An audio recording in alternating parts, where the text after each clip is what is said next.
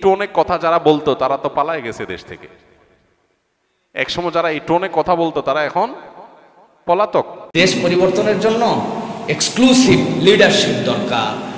এই সকল পাচাটার ফতুয়া আমাতে নিয়েন না, যার ইমান আছে না নাই, ইমানই বোঝে না, ইমান বুঝতে কথাই বলতো।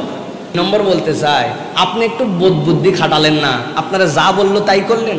ছোটবেলায় গল্প শুনছি, আপনারা শুনছেন কিনা, এক ছেলে নাকি পিচ্চি পোলাপান থানায় ফোন করছে, দুষ্ট ছেলে ফোন করার পরে বলছে আমার নাম বাবা, তোমার বয়স কত? ছোট মানুষ আমি। আপনি কি ওসি? বলছে হ্যাঁ আমি ওসি। বলছে আপনার হাতে কি লাঠি আছে? বলছে আছে।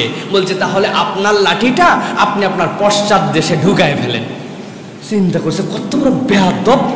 এই কথা বলে মোবাইল ফোন রেখে দিছে, টেলিফোন। খানিকক্ষণ পরে আবার ওই লোক ফোন দিছে, ওই লোকের কাছে ওই পিচ্চি দিয়েই তো বুঝছে এই পিচ্চি। বলছে আপনি কে? বলছে আমি ওসি।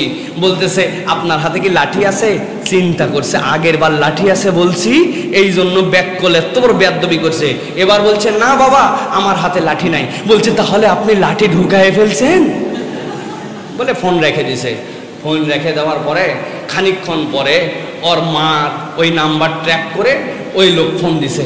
ফোন দিয়ে বলল যে হ্যাঁ আপনার বাড়ির থেকে এইরকম একটা ছেলে দুষ্টামি করে আমাকে বলছে যে লাঠি ভিতরে ঢুকায় নেন। ঢুকায় দেওয়ার পর 10 মিনিট পরে আবার ফোন দিছে আমার কাছে, বের করেন আপনি। তো এইগুলো কথা বলে, এগুলো কি ঠিক? তো ওর মা বলতেছে যে দেখেন আপনি একটা ছোট মানুষের কথাই লাঠি ঢুকাতে গেলেন কেন? যদিও এটা জোকস, কিন্তু আমাদের পুলিশের আবাল এবং তাদের ব্যর্থতা দেখে মনে হচ্ছে যে ওনাদেরকে বলে দিল আর ওনারা শিশু। বাংলাদেশে যেই সকল মানুষের নামে এটা বলা হয়েছে, বাংলাদেশের প্রত্যেকটা মানুষ তাদেরকে চিনে, যুবকরা তাদেরকে পছন্দ করে। খুঁজে খুঁজে যাদের হাতে দেশকে অস্থিরতার বিভিন্ন আইটেম আমরা দেখেছি, তাদেরকে একটা বিদেশি ষড়যন্ত্র বাংলাদেশকে নতুন করে অস্থির করার তাদের পায়ে তারা ডেকে না। আমরা দ্ব্যর্থহীন কণ্ঠে বলে দিতে চাই, এই পাঁয়তারার দিন শেষ। নতুন করে পাঁয়তারা করবেন আপনারা, কিন্তু এর হারে হারে এর প্রত্যেকটা অপকর্মের রিয়াকশন কিন্তু পাবলিক থেকে পাবেন। কেন? টোনে কথা যারা বলতো তারা তো পালায় গেছে দেশ থেকে। একসময় যারা এই টোনে কথা বলতো তারা এখন পলাতক।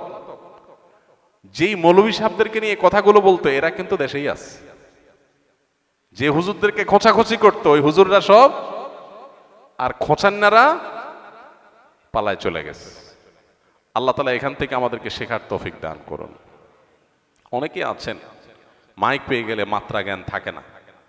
ঠিক আছে, এটা ঠিক, হুজুরদের মধ্যে অনেক হুজুর হয়তো 500 জায়গায় 1000 টাকা দিলে কথা ঘুরে ফেলে, হতে পারে। কিন্তু সেটাকে আপনি ঢালাও ভাবে বললেন, আলেম সমাজকে আপনি তাচ্ছিল্য করলেন, তুচ্ছ করলেন, তাদেরকে আপনি হেয় করলেন।